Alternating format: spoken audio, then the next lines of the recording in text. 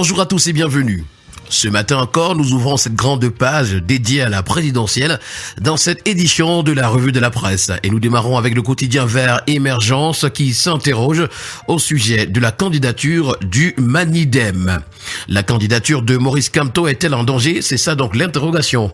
L'ex-président national du MRC et Dieudonné Yebga ont tous deux déposé leur dossier de candidature à la prochaine présidentielle sous la bannière du Manidem. Et l'ECAM va-t-il rejeter les deux candidatures? L'éclairage de maître Guiliona Nguyo, avocat au barreau du Cameroun sur la question, est à retrouver ce matin en parcourant les pages 4 et 5. En petite une ce matin, on parle des accusations de malgouvernance à la Croix-Rouge camerounaise. Pourquoi le collectif des légalistes volontaires a saisi le Premier ministre et le MinSanté? C'est à retrouver ce matin en page 5. D'ailleurs, face à de nombreux griefs, le dit collectif exige une intervention urgente. Présidentielle 2025 toujours à retrouver, des intellectuels appellent les Camerounais à se saisir du pouvoir. Le quotidien bleu d'Amanmana, le jour qui en parle également ce matin, titre à sa grande une, l'heure du sursaut au Cameroun. La deuxième tribune du collectif d'intellectuels patriotes, SIPACAM, est à retrouver en page 5. Nous avons le messager qui fait également un focus sur ce collectif ce matin en titrant « Candidature de Paul Biya, trop c'est trop ». Pour ces intellectuels et leaders d'opinion, le 8e mandat de l'homme du 6 novembre 1982 dépasse la provocation. C'est un acte tragique d'un régime sclérosé qui préfère paralyser le pays dans une impasse historique. C'est donc l'information à retrouver ce matin en parcourant la page 4. Nous avons également un autre collectif. Cette fois-ci, c'est le veto de l'ADECT s'agissant de la candidature de Paul Biya qui nous a présenté la grande une du tri-hebdomadaire L'étudiant. Dans une lettre ouverte adressée au chef de l'État camerounais, l'Association pour la défense des droits des étudiants du Cameroun, ADEC, interpelle Paul Biya sur l'état critique du pays et l'invite à renoncer à une nouvelle candidature à la présidentielle d'octobre 2025. Nous poursuivons ce matin toujours avec cette présidentielle qui pointe à l'horizon avec Ouestéco, avec lequel nous mettons un cap sur une élection présidentielle très incertaine. Qui va l'emporter? C'est la grosse interrogation.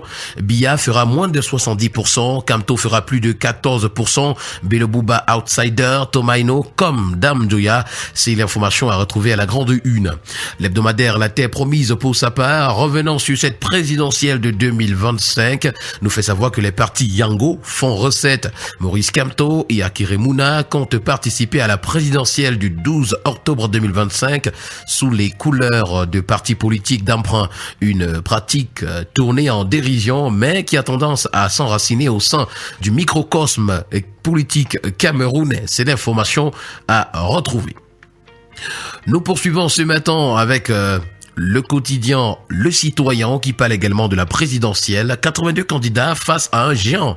Que peuvent-ils donc face au mastodonte Paul Biya? C'est une interrogation. L'opposition peut-elle renverser la machine de la longévité administrative et de l'expérience politique? Le peuple camerounais est-il prêt à changer de système? Voilà donc autant d'interrogations à retrouver en parcourant les colonnes du journal. Pour le quotidien L'Info à chaud, s'agissant de l'élection présidentielle du 12 octobre 2025 au Cameroun, le candidat unique du Manidem, c'est Maurice Kamto. Atangandi nous a présenté ce matin à la grande une du bi-hebdomadaire L'Indépendant comme le shérif inflexible. À l'approche donc du scrutin du 12 octobre 2025, le temps se durcit au sommet de l'État camerounais. Invité donc de l'émission Actualité Hebdo sur la CATV du dimanche 20 juillet 2025, le MINAT a adressé une mise en garde sans détour aux acteurs politiques engagés dans la course à l'alternance. Nous poursuivons ce matin avec le journal Innovation, toujours au sujet de la présidentielle de 2025. C'est le cabinet civil de la présidence qui aurait payé la caution de plusieurs candidats d'après le journal. Un deal aurait été passé entre les candidats et la présidence de la République, d'après l'information que nous rend ce matin le journal Innovation à sa page 2. Nous poursuivons ce matin avec le Populi Creator Sal qui revient sur le Manidem et s'interroge au sujet de Yebga. Serait-il le dernier obstacle anti-Kamto? C'est toute l'interrogation à retrouver. Nous poursuivons ce matin avec les mouvements au sein de l'administration territoriale. Mouvement dans la préfectorale, c'est le grand titre à retrouver ce matin à la grande une de Cameroun Tribune. Le président de la République, Paul Biya, a signé donc 3 décrets portant nomination de nouveaux préfets, sous-préfets et donc secrétaire général des services du gouverneur. Mutation en parle également lorsqu'il titre ce matin « Armée territoriale, verrou présidentiel » dans un contexte concurrentiel et d'incertitude. L'élection présidentielle du 12 octobre sera le véritable premier test des officiers supérieurs, des commandants territoriaux, des préfets et sous-préfets nouvellement nommés par le chef de l'État. Nous parlons de toute autre chose à présent avec le quotidien Econews, préparation du budget 2026. Le Cameroun face au défi de la résilience environnementale. Investissement privé à retrouver à la grande une du premier quotidien économique de la zone CEMAC, l'économie. Ce sont des nouvelles conditions pour bénéficier des exonérations fiscales qui nous sont présentées. Paul Biya, président de la République, a signé donc le 18 juillet 2025 une ordonnance modifiant le dispositif relatif aux incitations à l'investissement au Cameroun. Le quotidien Info Plus Santé pour sa part, s'agissant de la riposte au VIH, nous présente des nouveautés dans la prise en charge.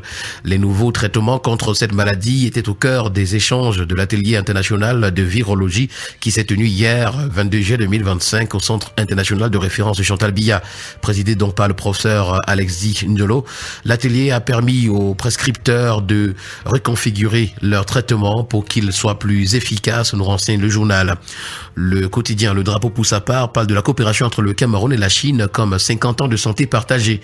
À l'occasion du cinquantenaire de la coopération sanitaire, le Cameroun et la Chine ravivent leur engagement commun pour une médecine accessible, inclusive et communautaire.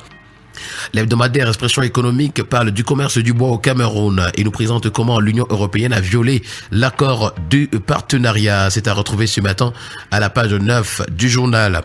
Le tri-hebdomadaire La Voix des jeunes pour sa part, revenant sur le baccalauréat session 2025, nous fait savoir que le taux de réussite est en légère hausse. Revenons sur les ressources minières en zone CEMAC avec la lettre de la bourse ce matin. Entre exportation et industrialisation, c'est le titre qui est brandi.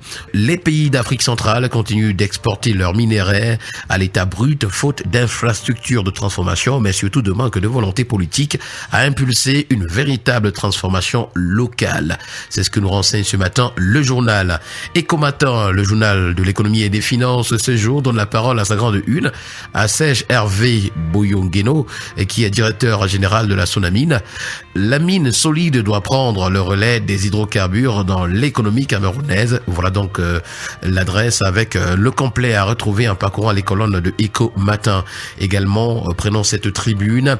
Bilan, défis et perspectives pour une application efficace de la réglementation d'échange par Yvonne Sana Bangui, gouverneur de la BEIAC, également à retrouver dans les colonnes du journal.